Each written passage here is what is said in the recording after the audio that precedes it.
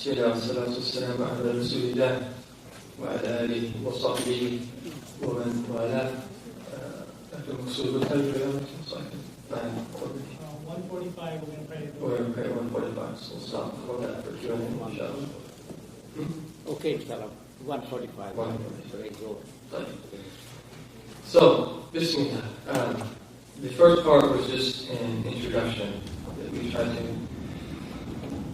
deal with the foundations for how we should approach the details of what we will be hearing over these next few months, inshallah ta'ala. And I've been charged now with discussing the birth of the Prophet sallallahu alaihi wasallam.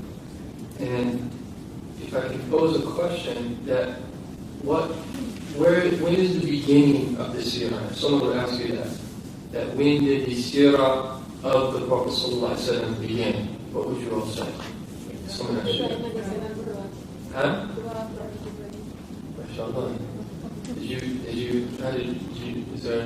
Where did you get that from? Didn't get that answer. Anyone else?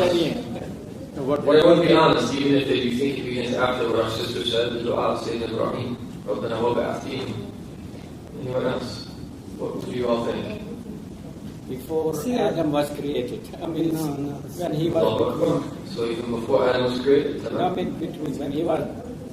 Today and God, Allah subhanahu wa ta'ala. I'm with you, because there's a hadith, sahih hadith, talk about that.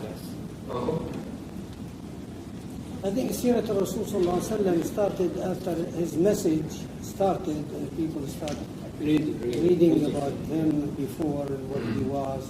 Otherwise, even when hear about his birth and what happened till the message came. So it came after the message, really the Sira started. Are you referring, Shaykh, to the tradition that says the first thing that was created was the moon? No, that's a different hadith, but yeah. So is that what you're saying? Huh? So let's see. You're not going to get fired, no worries. Come on, you're right, huh? Well, with condition, no one can fire him. No one can fire him. Huh? I got your back. We won't let it happen. Okay. The other question is, when does the Sira of the Prophet ﷺ end? And Sira will never end. Rest. Never end. Huh? Will never end. So this is a big question. Now, without doubt, when we talk about the Sira, the life story of the Prophet ﷺ, the essential aspect of the Sira of the Prophet ﷺ is, as our Prophet said, the time that he received revelation until the time that he returned to Allah subhanahu wa ta'ala. And that 23 years was the most glorious 23 years in human history, which is the greatest aspect of sacred history in all of humankind. And that is the essence and the heart of the Sira of the Prophet ﷺ. But if we extend the meanings of Sira, that beyond that, which you can, in going back in time, you could say also validly that the Sira of the Prophet ﷺ begins with his birth. Why can you say that? Because that we learn in the books of theology that there are 7 different types of breaking of the norms. You have mu'jizat, you have irhasat, you have karamat, you have what's called ma'una, you have what's called istidraj, you have what is called ihana, and you have a 7th category that pertains to magic. There's 7 different types of breaking of the norms that our scholars identified. We don't want to get into those details right now. But the second type, we all know about mu'jizat, which are miracles, prophetic miracles. But you also have what are called irhasat, which are pre-prophetic miracles. They're breaking of the norms that happen at the hands of prophets before they receive their prophecy. Okay? So, like when the Prophet went to Sham, sallallahu alaihi wasallam, and he was covered by the cloud, and when he sat under the tree, and the branches of that tree bent down for him, sallallahu alaihi wasallam. This is an example of this. And there was a number of others. All of the stories associated with Sayyidina Halima, the Sa'diyah, and that everything that happened with that, and that when she would nurse him, sallallahu alaihi wasallam, is that she would try to move him. Her sisters who have nursed children know about this. They moved the child to the opposite breast, and then the Prophet would refuse to drink because of his brother in Rhodus, and secondly that he wanted to save. I mean, that's a miracle. He wasn't, a child at that age is not conscious of that, but he would refuse to eat, drink milk from the opposite breast, sallallahu alaihi wasallam.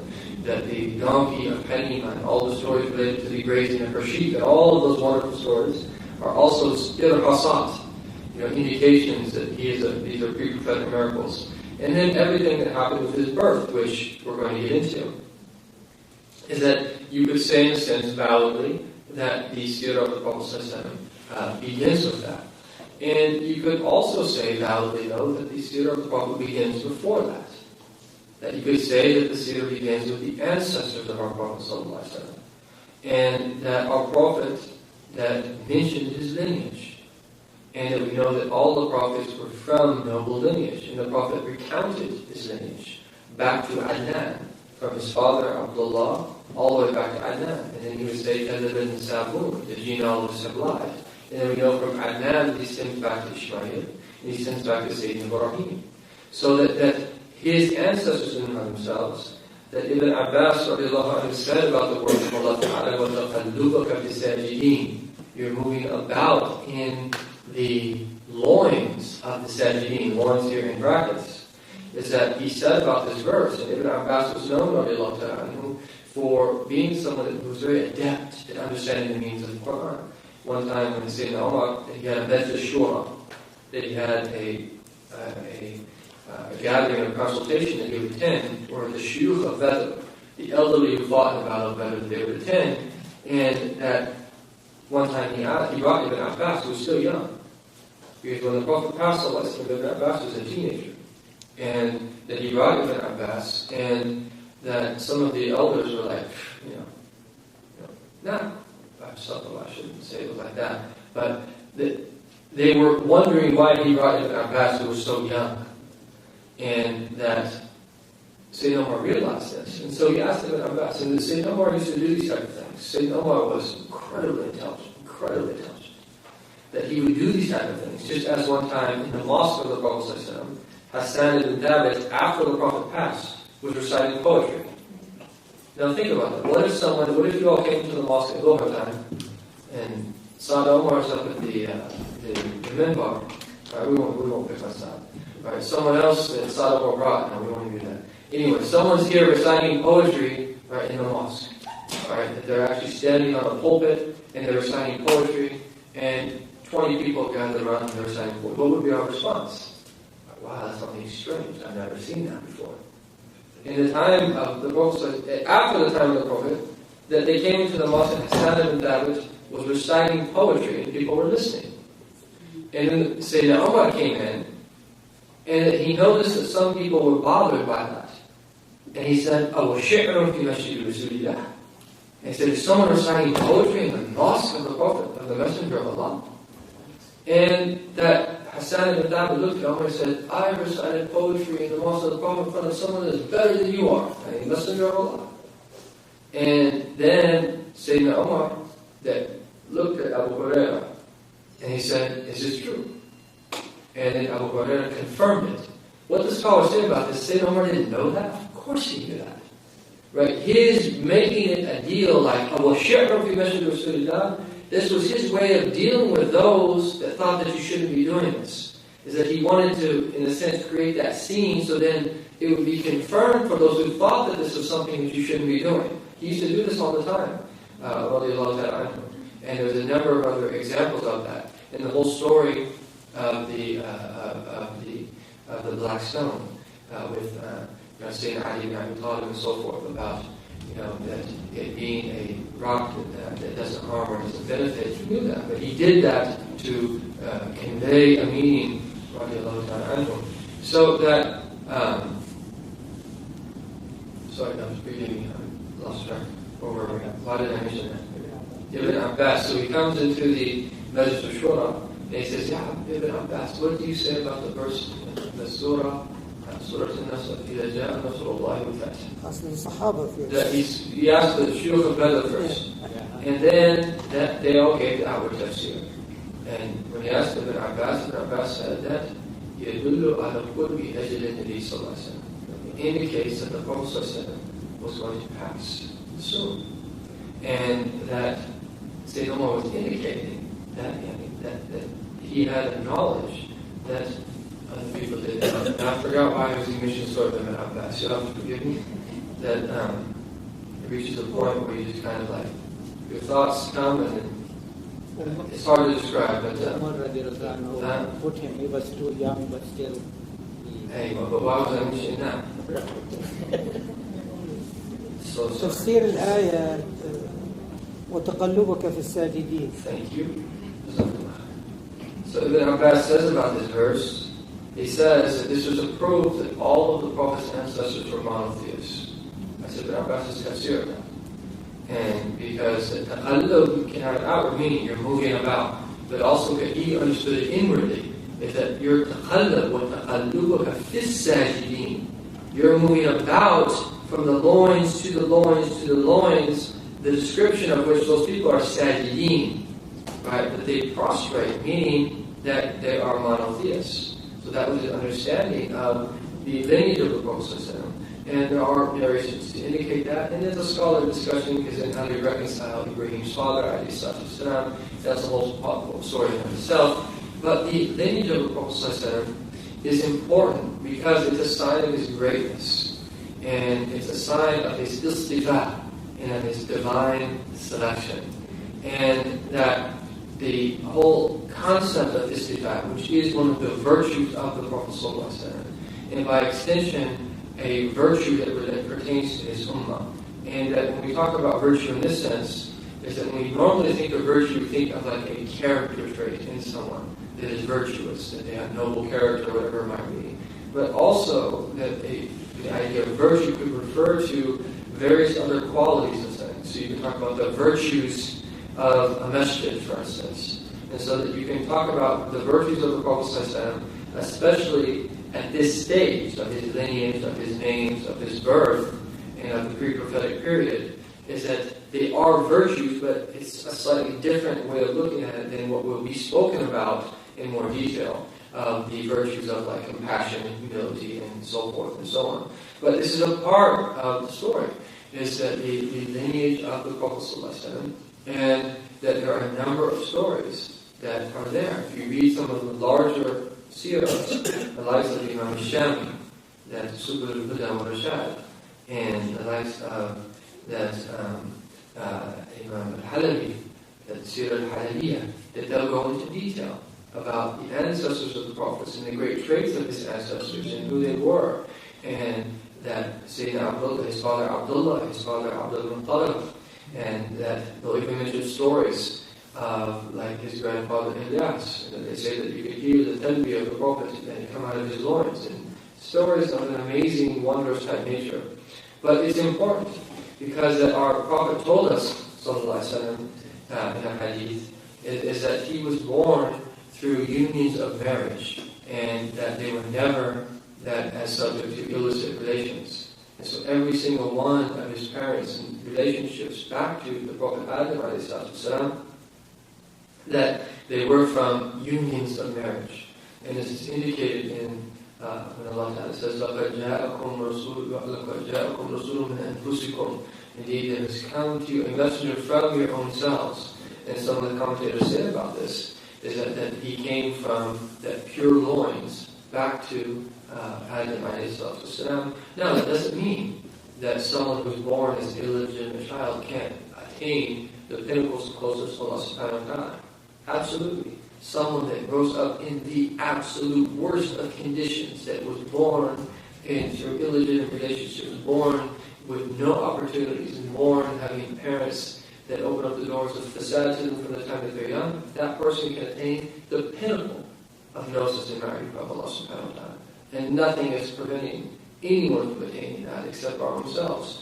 At the same time, that these are virtues as well of the Prophet ﷺ, because that not only he's been given virtues that are of a wahbi nature, they are by way of divine bounty, sallallahu alaihi wasallam. So this definitely is one of his virtues. Then we have in what is called the hadith al-istifa, that when our Prophet ﷺ is the hadith in Sahih Muslim, that in Allah istafa, in Allah istafa Kinana min walidi Ismail. Indeed, Allah chose Kinana from the progeny of Ismail.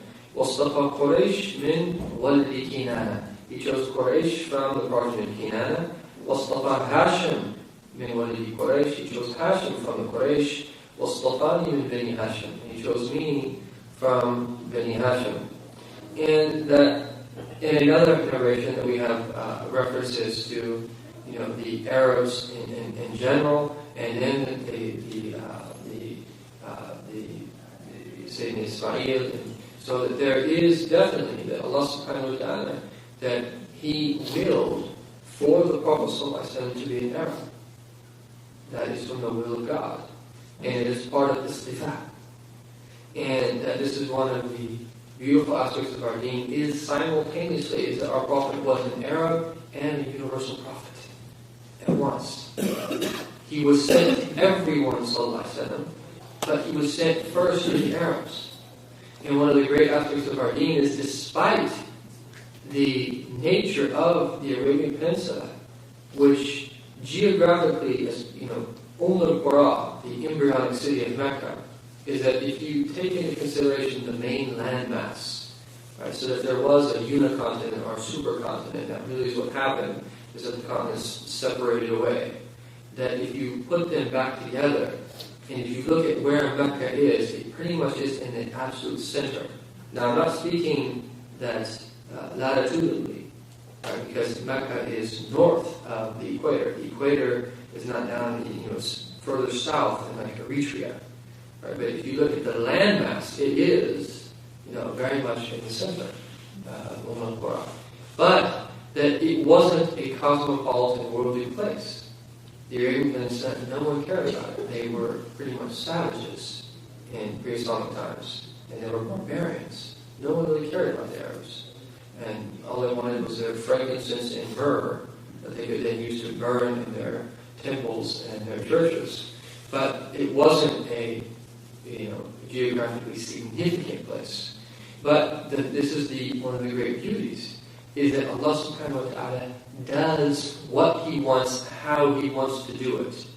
So Allah ta'ala outwardly prevented the non-Muslims of Quraysh who were following the Prophet when he was making his hijrah from entering into the cave with pigeons and a spider's web. And Allah says about the spider's web, when that indeed that the weakest of the houses is the spider's web. And so Allah Ta'ala, the scholars say about this, that Allah Ta'ala prevented them with a spider's web. It's not going to prevent anyone with a spider's web, right? Or pigeons. Pigeons are the most docile of birds. And that Allah prevented them from entering in. This is what He does, subhanahu wa ta'ala. And He made that the bearer of the universal prophet, who is only our Prophet Muhammad sallallahu alaihi wasallam, that be from a place that was geographically insignificant in the minds of people, and through which He was able to develop the foundation of a universal religion. And that's amazing. But so at the same time, is that all traditional cultures, everywhere Islam spread, is that they had love and respect for Arabs. Why? It's because the Prophet ﷺ is an Arab. The Prophet ﷺ speaks Arabic. The Quran is Arabic. Yawm al-Qiyamah, Jannah, you will be speaking Arabic. That Arabic is the supreme language. And it's the most beloved of languages to Allah, because this is the language He chose for our Prophet ﷺ.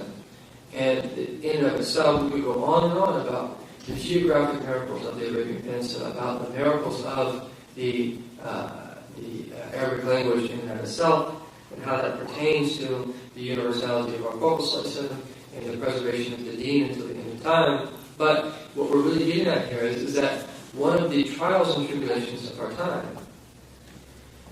is because of the fitan and oftentimes dysfunctionality that has taken place in the Muslim world, in particular in the Arab world, that it has prevented some people from preserving this mashhad and this outlook.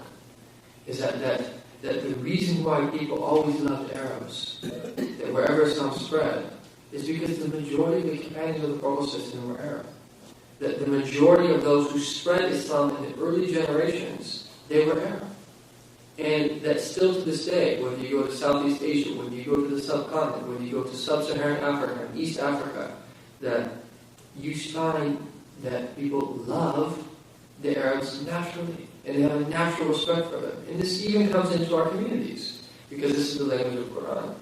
And that this is a blessing of Allah Ta'ala upon that the Arab people, is that they had the Prophet ﷺ come to them. Right? And there is a type of istifa. There is a type of divine selection. But what I want to really get at here is that the concept of istifa, that it's very important that we learn how to deal with it. And that it doesn't mean that Islam is only for Arabs. Islam is a universal religion. What it means, though, is that we correctly understand is that there are people that Allah subhanahu wa ta'ala has blessed. But in order for them to receive their blessings and to actualize their istifa, they have to fulfill the conditions. And our Prophet ﷺ said, so juxtaposed to istifa is what our Prophet ﷺ said, is that man abta bihi amaluhu lam yusra bihi nasabuh. Whoever's actions slow them down, that their lineage will not speed them up. And in the akramakum indallahi taqwa, and in the day, that the most pious in the sight of God are those that have the most piety, have the most taqwa. Right? And at the same time, our Prophet said, al-a'immatu min Quraysh, the imams are from Quraysh. So how do we piece together all of this together?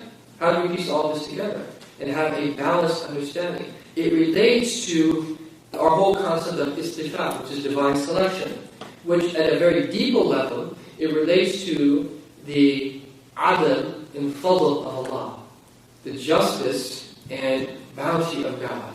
And the principle states is that Allah is just to everyone, but He gives His fadl to whom He pleases. So how can we interact with the adl and the fadl of Allah?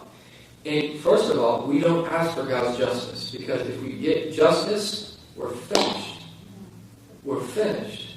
And thus we learn about the story of the man of the tribe of Israel who wanted to enter into paradise because of his worship. And that he said, enter into my mercy. He said, no, I want to enter in from what I've done. And so then Allah commanded the angels to weigh the blessing of the eye. And they put all of his worship on one side of the scale and the blessing of the eye on the other, and it khalas. And then so eventually, okay, by your mercy. But the point is that if it comes to justice, how would we do that? We're in deep trouble. Because if we only get reward for our prayers to the extent that we concentrate therein, la hawla wa la quwwata illa billah. That what percentage of our prayers are we really have khushu' and hudur, where we're really concentrating on presence of mind? What percentage? Right? Really, seriously, if there was a way, this is what we should be using technology for. Right? Develop some kind of device like a hudur detector, right? Where you have some ways to, okay, you had 3% hudur in your prayer, or you had 13% hudur in your prayer. You're doing better. You need to move up to 21. Okay, keep trying. Right? Where we train people clinically to have more hudur in their prayer. Right? And this is what we should. But it's really scary, because many of us, maybe 5%, maybe for just maybe 2%, Allahu A'lam. But it is something scary. Anyhow, that so the principle states Allah is just to everyone when He gives His bounty to whom He pleases. That anyone who's sincerely seeking truth and seeking that God, from the time of Adam to the end of time will be guided, period. Allah will guide them. This is one of the meanings of Allah in the verse of the Quran. وَالَّذِينَ جَاهَدُوا فِينَا لَنَهْدِيَنَّهُمْ سُبُلَنَا. Those who strive in our path, of God ways, we should guide them to our paths. That meaning, you have to make that first level of mujahada, struggle, to want to know the truth, or want to know the truth, or intend to want to know the truth ad infinitum. And then Allah will guide you. Right? But at the same time, that the effort that we put in ourselves is that two people might put in the same effort, and someone that excels much more than that other person. And so, in the end, we all get what we deserve. But if Allah Ta'ala chooses, when two people do the exact same thing, to give one person 5 times that bounty as opposed to the other person, that he does whatever he wants. And you can't say that's being unjust, because the person didn't deserve it in the first place. So he gives his fadl to whom he pleases, subhanahu wa ta'ala. So meaning that, that this is the nuanced understanding that we have, is that there's certain people that are recipients of this sifat. Now in general that applies to all of humanity, because we're special amongst Allah Ta'ala's creation. But it also applies to certain dimensions within humanity. And that we're not talking about it now in the concept of race, but this is something that we do have to understand, is that there are certain people that Allah Ta'ala naturally makes it easier for them to excel. And it's not being unjust. But in order for them to excel, they still have to put in the work. And so if we look at it from that standpoint of the hadith of the Prophet by the Imam in Quraysh, that the Imams are from Quraysh, this was the dominant opinion amongst most classical jurists, is that the Hakam of the Muslimin, that he had to be not only Arabi, he had to be Qurayshi. And that's the dominant opinion, and that's in our tradition, and we have to reconcile and see, what that means.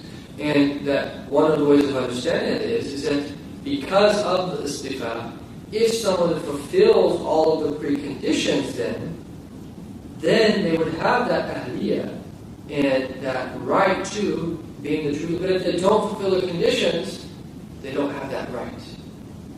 Okay? And this is also relates to humility.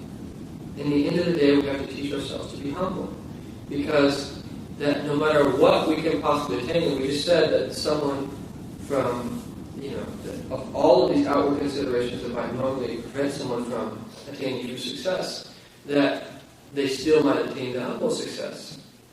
That, even though that we just said that, and at the same time, is that there's always limits to what someone can possibly attain. None of us can be a prophet. Right? None of us can be from the companions. That none of us can if you're not from Ahlul Bayt, you can't be from Ahlul Bayt. But the point is that what you can do is maximize your own potential. And then have the humility to recognize that there are certain people that Allah Ta'ala has given more fadl to them than to you. And khalas, that's part of your servitude to Allah, is to recognize that and to thank Allah Subhanahu wa Ta'ala for what He's given you. This is why on the tongue of one of the prophets in the Quran, that all praise be to the one that preferred me over many of his servants. So then the focus then is not what other people have been given and what you haven't been given. The focus is that you don't deserve anything anyway, so you should be thankful for what you have. And in the end of the day, subjectively in paradise, that everyone is going to think that they've been given the greatest reward of paradise when they're in paradise. No one's going to be saying that, why are they there and I'm here? Everyone's going to be, experiencing the wonders of it, although there is qualitative differences of degrees in the level of paradise. So, that our Prophet ﷺ told us that Allah has chosen Kinana from the progeny of Ismail. It relates to this idea of divine selection, and that we just, one of the names of our Prophet ﷺ is Al-Mustafa. And we just quoted the verse in last session at the end of what Allah says to the Prophet Moses, what's the na'tuka? Nafsi. And that the meanings of this istifa are, we never will ultimately exhaust them, but it's important to understand that this relates to the Prophet's Sira in that his lineage itself, that Allah Ta'ala granted him a special lineage. He has the greatest lineage of all, sallallahu alaihi wasallam, and that it was part of his story. And then the individuals who are in his lineage, there are a number of stories that relate to that, and that there's a number of other hadith that one would quote as well, in that regard. But you could also say, though, as well, is that the Sira of the Prophet starts from even before Adam was created. Because it's an authentic hadith. There's different narrations. Some of the narrations are weak, but some of them are is that كنت نبيا وآدم مجددة بطينتي كنت نبيا وآدم بين الماء والطين كنت نبيا. There's different narrations of it. One of them is authentic, conveying the meanings of the reality of the Prophet ﷺ being a prophet before Adam was even created. That's there. That you have in the Musnad of Abdul Razak, from what our brother was saying. Is that there's a hadith. This hadith is there in the hadith literature. We cannot deny it. Now, whether you say it's sahih or da'if or hasan, that's a different issue. That in the hadith of Jabir ibn Abdullah, narrated in the Musnad of Abdul Razak, I have the Musnad of Abdul Razak in printed form. It's not in there, but I have friends that have I know someone who knows someone who has a manuscript version of it where this hadith exists in the Musnad of Abdul Razak, where Jabir ibn Abdullah came to the Prophet and said, Ya Rasulullah, that, O Messenger of Allah, that what was the first thing that God created before everything else? And our Prophet said, Ya Jabir, إن الله خلق قبل الأشياء نور نبيك محمد صلى الله عليه وسلم. Indeed, Allah created before everything else the light of the Prophet Muhammad sallallahu alaihi wasallam. This hadith is there. We can't deny that the hadith is there because it's there. Is it a required belief? No. But is there some type of reason that it might not be true? Well, why? Why? So you could look at it two ways, right? One, you can't make it a required belief, but from another perspective, that what's preventing it from being true? Right? If Allah wanted to make the first thing He created, right, the light of the Prophet system, He could do whatever He wants. That there's other narrations that talk about the pen, there's other narrations that talk about the aql, and the scholars reconcile saying that these are relative beginnings. Right? But at the same time, that you can't say that this is an obligation for you to believe this because it's not. It's there, it's a part of it. So, if you will, that's an aspect of the prophetic story, sallallahu alaihi wasallam. And then on the other way, is that you could also say as well, is that our Prophet sallallahu alaihi wasallam, that his life as it ended in this temporal world, and as he moved into the barzakh, sallallahu alaihi wasallam, is that he still has a type of life. How is that true? Well, in Sahih Muslim, but on the latest Isra Mi'raj, our Prophet told us sallallahu alaihi wasallam that Maratu, that biqabri Musa, laylat usriyabi, I passed by the grave of Moses on the night of the night journey, and وَحَيٌّ biqabri yusalli, and he was alive in his grave praying.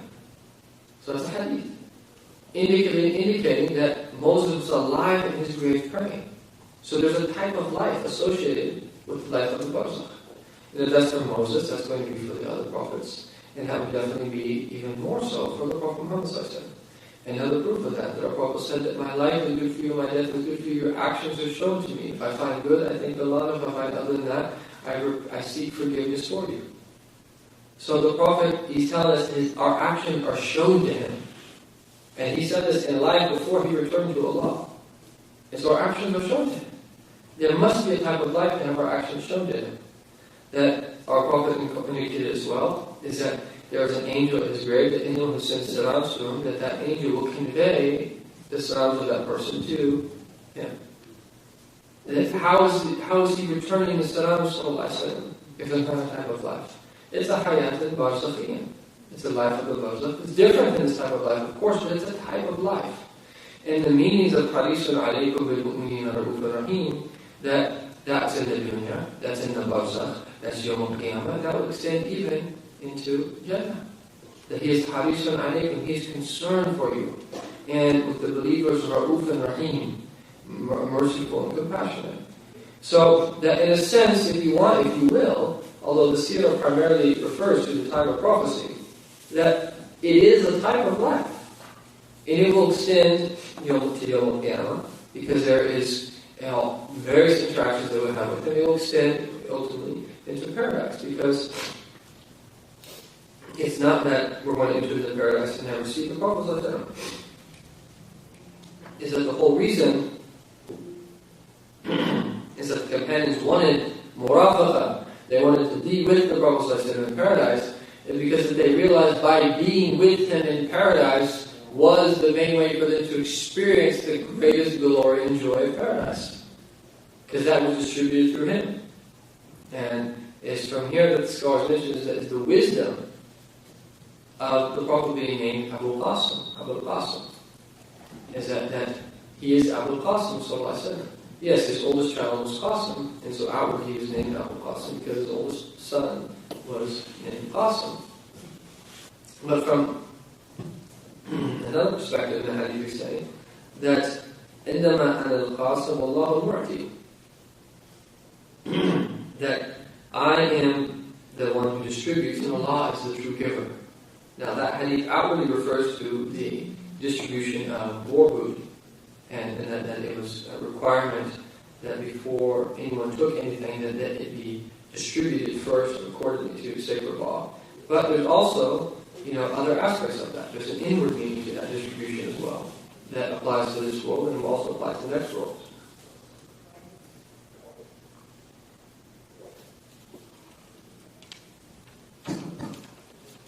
So that takes us to the names of the Prophet ﷺ. And the Prophet ﷺ had a number of names. And the scholars differ about how many they actually were. That the Imam al-Jazuli mentions in his book Dalal al-Khairat, 201 names of our Prophet ﷺ. That other scholars mention that the Prophet had 400 plus names. That Imam Suyuti has a treatise of Risala called Al-Bahjah al-Samiyya, where he mentions 500 names of the Prophet ﷺ. That Qadi Abu Bakr ibn Arabi, that he mentions that the Prophet ﷺ had up to 1,000 names. And some of them make a qaid that they explain that being that these names are also descriptions, and they're ways of praise of him sallallahu alaihi wasallam. And so that in the Qawl al-Badi' by Imam al-Sakhawi, in Ibn Arabi's al-Qabas, in the Qadi Iyad al-Shifa, that they mention about over 400. So there's difference of opinion about how many names that the Prophet had, but that his name, having many names indicates the greatness of something. And that they also indicate aspects of that particular individual. So the Prophet had beautiful names, like the Nabi al-Rahmah. And there is an amazing hadith where the Prophet ﷺ was walking in Medina. And that Hudayfa narrates, as he says, that لَقِيتُ النَّبِي صلى الله عليه وسلم في بعض طرق المدينة. I met the Prophet ﷺ on one of the streets of Medina. And فقال, and the Prophet said to me, أنا محمد, that I am Muhammad. أنا أحمد, I am Ahmed. أنا النبي الرحمة, I am the Prophet of mercy. أنا النبي التوبة, I am the Prophet of repentance. أنا المقفي, I am the follower. أنا الحاشر, I am the gatherer. وأنا النبي والنبي الملاحم, I am the Prophet of battles. If you think about that narration, if you were walking down the corridor here and you just see someone and they start mentioning to you their names, that's not the normal way that you're going to speak to someone. You just meet them inadvertently. Who was Hudayfa though? He wasn't just any Sahaba. He was a Sahab Sira. He was the possessor of the Prophet's secrets. He had the knowledge of the Munafiqeen. Meaning that he was privy to knowledge that other people didn't have. Meaning that he had a type of being such that the Prophet spoke to him in ways that he didn't speak to other people. And the Prophet would speak to different companions in a different way. And that is from Sayyidina Ali, because the Batman did that. We know that he said, حَدِّثُ النَّاسِ عَلَى قَدْرِ عُقُولِهِمْ. Right? That speak to people according to their ability to understand. Do you want Allah and His Messenger to be belied, and to be disbelieved in? So he said that I am Muhammad. And without doubt that the name Muhammad is the greatest name of our Prophet ﷺ. And that our scholars mention that both Abdul Muttalib and Amina, the mother of the Prophet ﷺ, that they both were inspired. Amina by way of dream, and that they mentioned that Abdul Muttalib as well, is that he had a banquet and he said that he named him Muhammad, even though it wasn't a common name of the Arabs, is that in hopes that he would be praised in the heavens and the earth. And so the scholars say that there's nothing preventing from both of them being inspired to both name him Muhammad. So this is his name, was Muhammad. On the second floor, Muhammad yuhammidu tahmidan, فهو محمد ومحمدا. And it's that he is the one who's praised, sallallahu alaihi wasallam, بكثرة خصاله الحميدة, because of all of his noble traits, sallallahu alaihi wasallam. And some scholars say is that he is known as Muhammad here in the earth, and he is known as Ahmed in heaven. And that Ahmed is also one of his names, sallallahu alaihi wasallam. And that the Quran tells us, that Isa alayhi salam was giving glad tidings of a prophet that comes after Ismuhu Ahmed. His name is Ahmed. And that there are even those that point to very deep wisdom, the metaphysical points of that the letters of Ahmed and the letters of Muhammad, and we'll save that discussion for getting ourselves in trouble. But these are two of his names, Muhammad and Ahmed. And what does Ahmed mean? That he's the Ahmed al-Khalq al-Khaliq. That no one was praised like he was praised, but no one praises like he praises, sallallahu alaihi wasallam. No one praised Allah, no one glorified Allah like our Prophet is, sallallahu alaihi wasallam. But he's also the Nabi al-Rahmah. He's the Prophet of mercy. And there's something about mercy that is inextricably linked to his essence, sallallahu alaihi wasallam. And mercy in general, that Allah Ta'ala gave him, that we could have an Asma al-Husna. In the narration, some interpreted Abu Hurairah. Allah Ta'ala could have said that Allahu Rahmanu, Al-Jabbaru, Al-Qaharu, Al-Rahim Al-Rahmanu. Subhanahu wa ta'ala. Right? But that the name that follows the love of Jalala is Ar-Rahman. Bismillah Ar-Rahman Ar-Rahim. Quran doesn't begin with Bismillah Al-Jabbar Al-Qahar. It begins Bismillah Ar-Rahman Ar-Rahim. And understanding the relationship of mercy to the essence. And then how Allah Ta'ala goes on to say, Udullah awul Rahman, Ayyima tadriful asma'us. That call upon Allah, call upon the Rahman. Here he's pointing to this relationship, subhanahu wa ta'ala, the lafz al-Jalala, which is the name that combines all the attributes, and Rahmah. So there's something underlying about Rahmah that pertains to everything in existence. Nothing would exist without Rahmah. And there's something that pertains to the Prophet's message, that there's an underlying mercy. But the question is not only for us how to theoretically understand that, that's of the utmost importance, but the question for us as well is, how can we be bearers of that mercy? What is that mercy, and how can we be bearers of that mercy? And how does that mercy pertain to our interactions with each other, our interactions with our children, with our family members, our neighbors, those around us, Muslims, non-Muslims, human beings, that the panel, ant kingdom, how does that mercy relate to us in all of our interactions?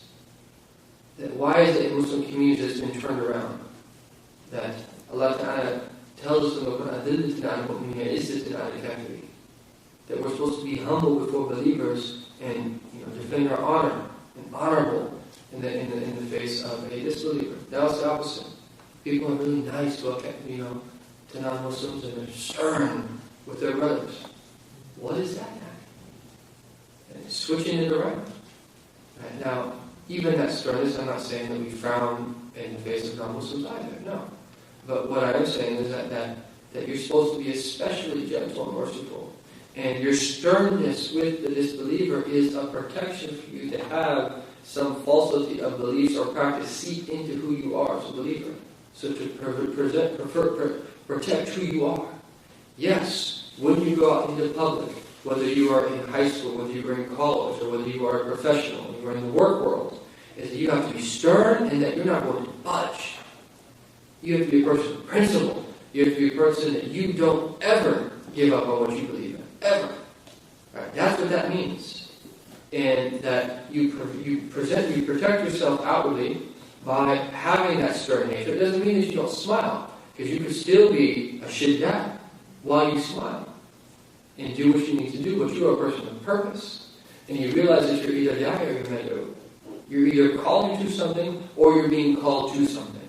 And that's the fact of the matter. And you have to be one who's calling to something.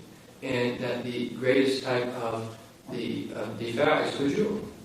Right? And not to loosely use that, but you have to be active in that call. That whether it's with your tongue or whether it's with your state or just your behavior and your action that you do. But that is the greatest mode of protecting you.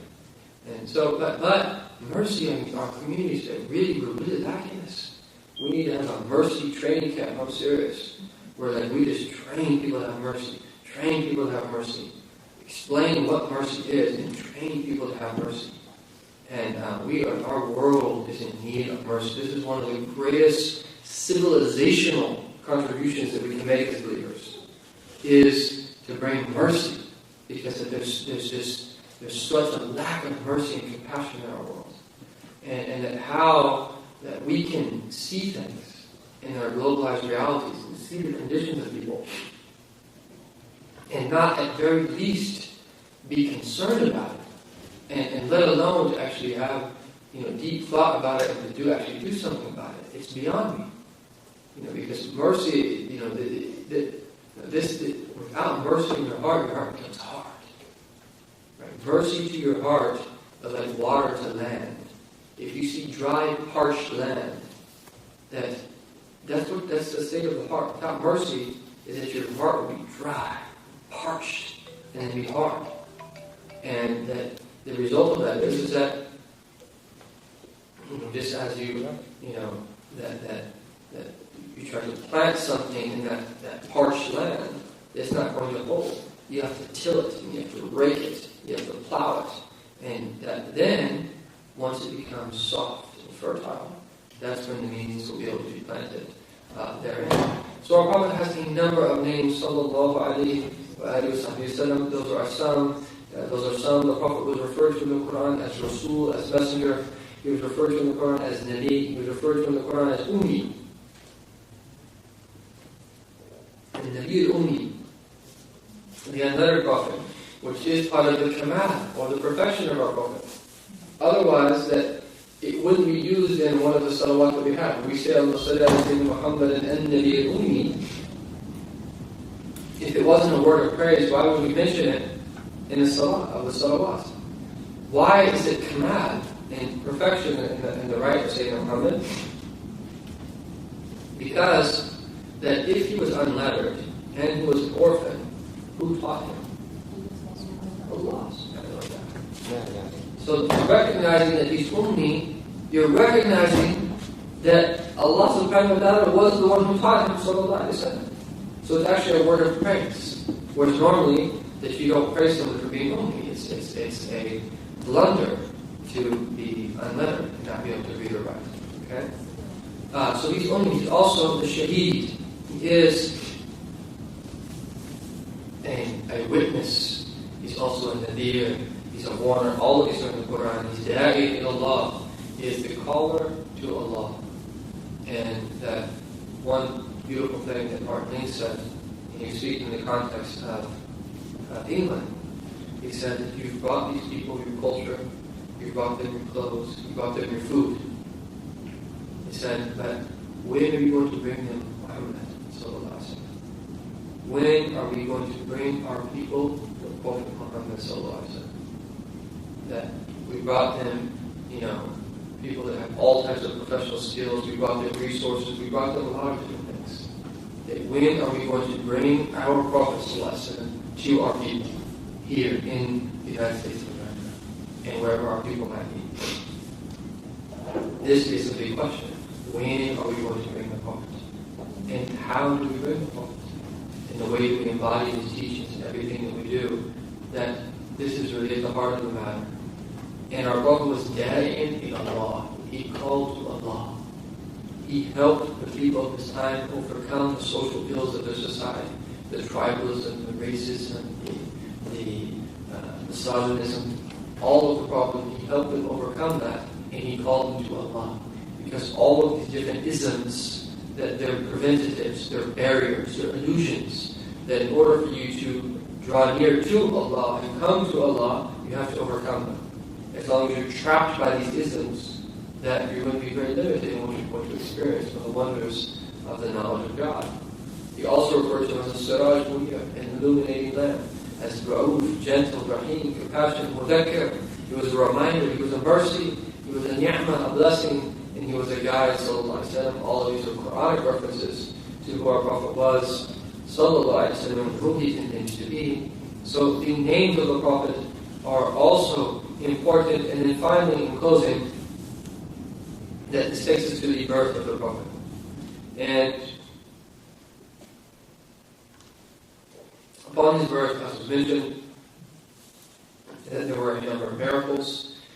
One of the great miracles that took place was a light that shone forth from his mother Amina that lit up the palace of Bosra in southern Syria.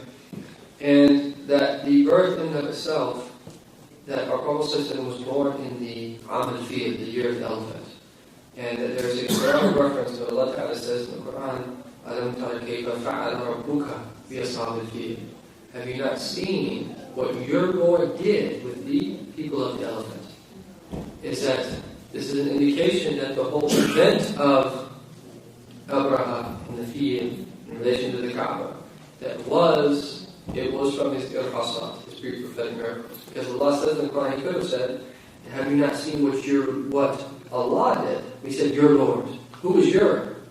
It's the Prophet. Rabbuka, the Prophet. Ka here is for the Prophet. Have you not seen that what your Lord did with the people of the field, the people of the elephant? Meaning that whole incident was Allah subhanahu wa ta'ala, because the way that the pre-Islamic Arabs would mark their calendars was with events. As that event took place, and the wisdom of it is that it was related and indicating the birth of our Prophet sallallahu alaihi wasallam, and that there's a series of lines of poetry that Abbas ibn Abdul Muttalib, who that they say perhaps it was that he actually witnessed this occasion of the light that shone forth in the horizons, where when they returned from the battle of Tabuk, that Abbas ibn Abdul Muttalib said to the Prophet that Ya Rasulullah, do you permit me in Amdadhak to praise you? And then the Prophet said, قُلْ لَا يَفْتُلِ اللَّهُ ذَاكَ. He says that, say your praise, that literally لَا يَفْتُلِ اللَّهُ ذَاكَ, that means may you never lose any teeth. Right? But here it means that may Allah always protect your mouth from inward and outward, inwardly and outwardly, inwardly from any sin and outwardly from any problems. And that as a recompense for his praise that he's about to say. And then he said a number of lines of poetry that we will close with. He said, before you enjoyed the shade of paradise within the glade where first the leaves were plucked, and into earth you fell, not yet in human form, nor yet a piece of flesh within a mother's womb. A drop that sailed within the ark whilst mighty floods washed Nasser away and put pay to his worshippers. From loin to womb you traveled through the ages, and all the while worlds passed on, each by each. The fire beneath the friend of Allah diminished within you, within his loin. How can he burn until your line, preserved from all false arrived? The khanda of plateau above wide expanse. Upon your birth, anta lamma wulidt. And upon your birth, this is Abbas, the uncle of the Prophet, that praising Sayyidina Muhammad. وَأَنْتَ لَمَّا وُلِدْتَ, and you, that when you were born, أَشْرَقَتِ الْأَرْضُ, that the earth was filled with radiance. وَاللَّهِ بِنُورِكَ الْأُفُقُ, that the horizons were filled with your light. وَنَحْنُ فِي ذَلِكَ الضِّيَاءِ وَفِي ذَلِكَ النُّورِ سُبُلُ الرُّشَادِ نَخْتَلِفُ, and that we are in that light, and we are in that radiance, and the paths of guidance, the paths of guidance that we traverse. So that this is the words of Abbas ibn Talib.